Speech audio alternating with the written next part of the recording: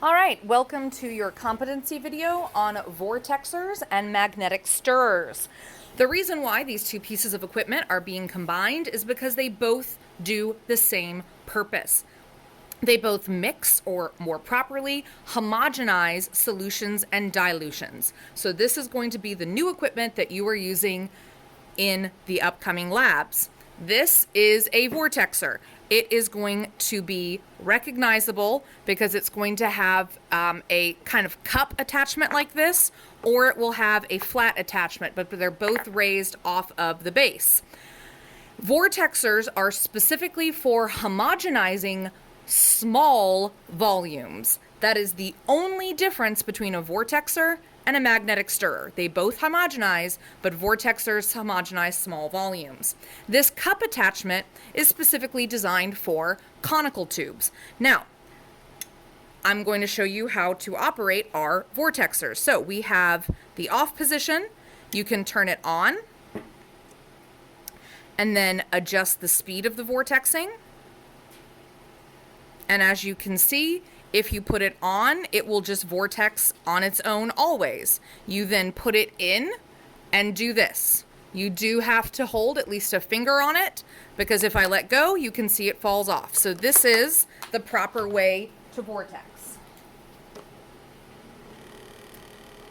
And you can even add a little bit of pressure, and that will actually make it go better.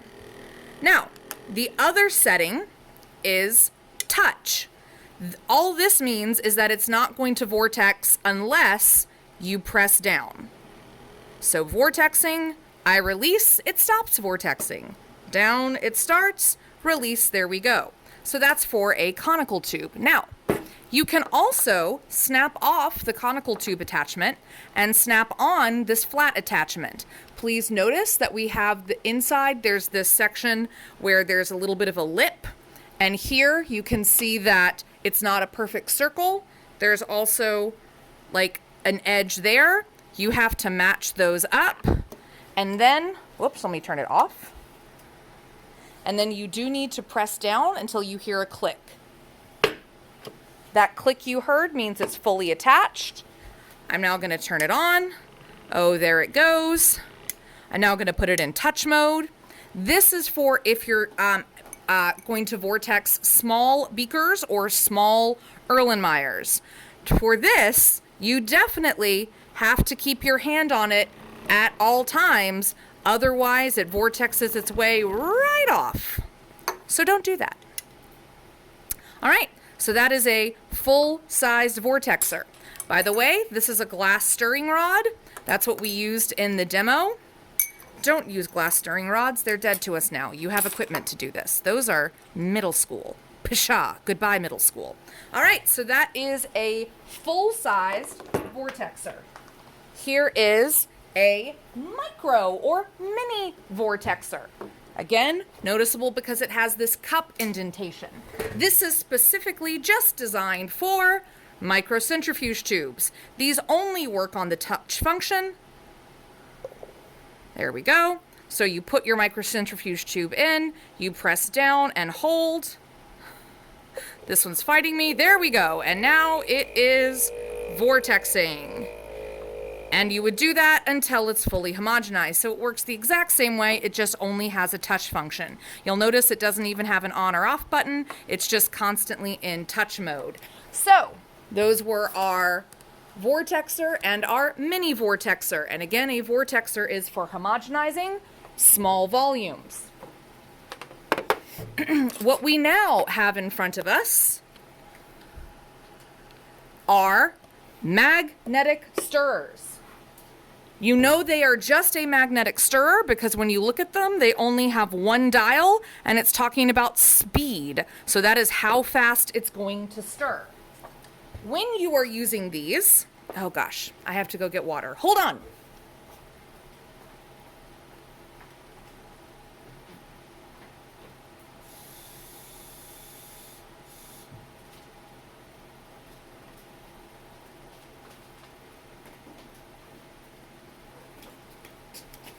I'm back. you place your beaker or Erlenmeyer flask. So again, a magnetic stirrer also homogenizes the exact same way the vortexers did. The only difference is these are for homogenizing larger volumes, right? This can hold 15 milliliters. This can hold 1.5 milliliters. This is holding 200 milliliters. So when you're making solutions, you're usually making them in larger volumes. So this is usually what you're going to be using. To make this work, you can see when I turn it on, if I just turn the knob, nothing actually happens. Well, it's wobbling a little bit, but not doing anything. That's because I haven't put in the stir bar yet. These stir bars are magnetized. You do want to match the size of the stir bar to the size of the beaker. I'm not going to use these largest stir bars because this is not our largest size beaker. You drop it in.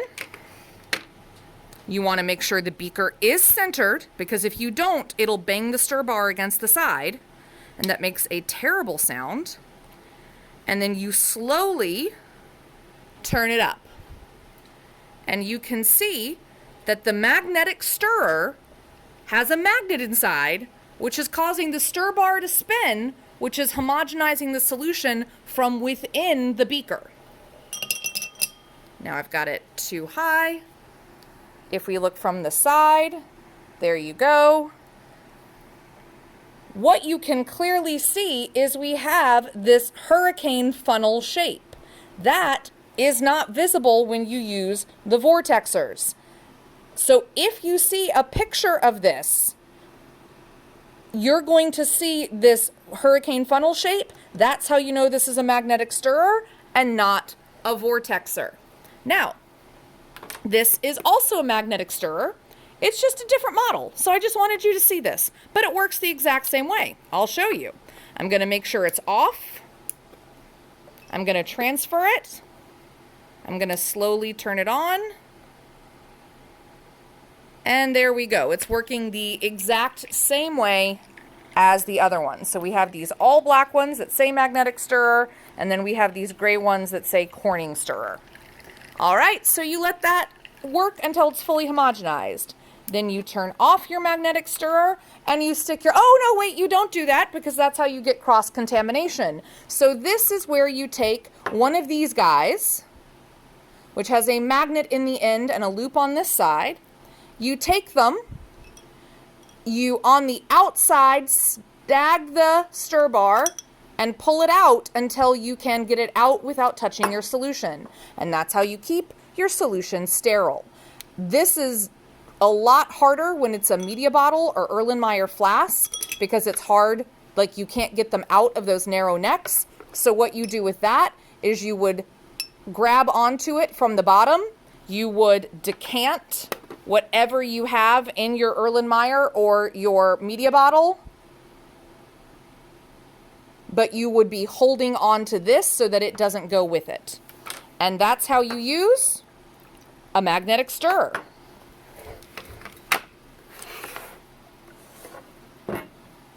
Which brings me to our final piece of equipment.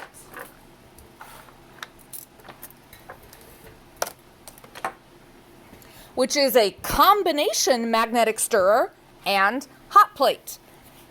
Now, how do you tell the difference? Well, this has two knobs on it, one that's talking about heat, one that's talking about stirring. So it's a combination hot plate and stirrer. These just stirs, they don't add heat. So when would you need to heat while you stir? Well, that depends. If your solute is made with a covalent bond, which is the strongest kind of bond, you will need to add heat, which will add kinetic energy, which will make those molecules move faster until they break apart and break those bonds, which allows them to fully homogenize.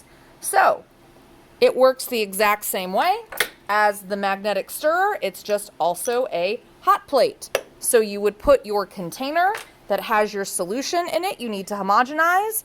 You would add your stir bar, but you also need to add or have ready a thermometer, because even though this has the heat on it, right? Like it says, oh, this is 200 degrees Celsius. These are not very reliable in terms of the actual heat, because the majority of the heat this is going to produce is actually just going to go off into the air, because this entire surface will be hot when it's turned on. It's not turned on right now.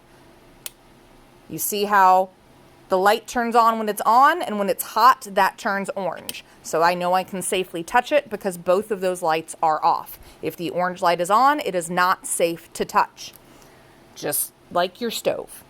So I'm going to slowly start by turning this on. On this one, I am going to demonstrate actually what happens if you have your stir bar off center. Okay, so I have it off center there.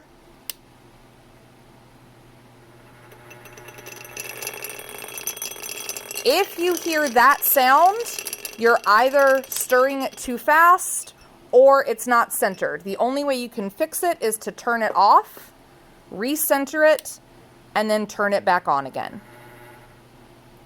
All right, so there she goes. Now I'm heating it. Lovely. The reason why you want to have a thermometer handy nearby is so that you can periodically measure your temperature. Notice I'm not sticking it at the bottom. It doesn't actually, it's unlikely to make it break, but I don't want to take the risk. All right, now the orange light is on. I can no longer safely touch it. So I'm going to diagonally have this thermometer positioned so that it's not interfering with the stir bar. And this is going to give me accurate temperature readings of how hot my solution is, because the temperature on here is not going to be accurate because the majority of that heat just escapes into the air. All right, let's say I have now properly homogenized this solution. Let me grab, oh no, let me not grab it, because again, it is now hot, because this is a hot plate. So I'm going to turn off the heat. I'm going to turn off the stir bar. I'm then going to use these tools to help me. This is a hot hand. It goes over your thumb and your other 4 fingers. I will use that to take the thermometer out. And I will use it to pick up my beaker that is now hot. I will not touch the surface of the hot plate at all because it's hot, dummy. Why would you do that? Now, there are a couple other tools I can use. Like I have these tongs. These are specially designed to pick up beakers. I don't actually recommend this system because you have to have a very steady hand for that to work. And sometimes you can be surprised by the weight of your beaker. And if your wrist gives out, oh no, I just spilt hot solution everywhere. So that is an option. This is an option for smaller items. Notice how this is not a good grip on this. Right, don't use these on beakers. These are for test tubes. Only use these guys, which can clamp the beaker. And only do it if you know you've got really great wrist strength. Otherwise, just use the hot hands, like so. All right, that is it. Oh, and you would still remove it. The it being the stir bar, you would still remove the stir bar the same way you learned with the other one. I didn't do that on camera. I really wish I didn't do the video 30 seconds ago. Well, another disappointing ending to an otherwise decent competency video. There is a paper competency with this one in addition to a hands-on competency. Be prepared for that.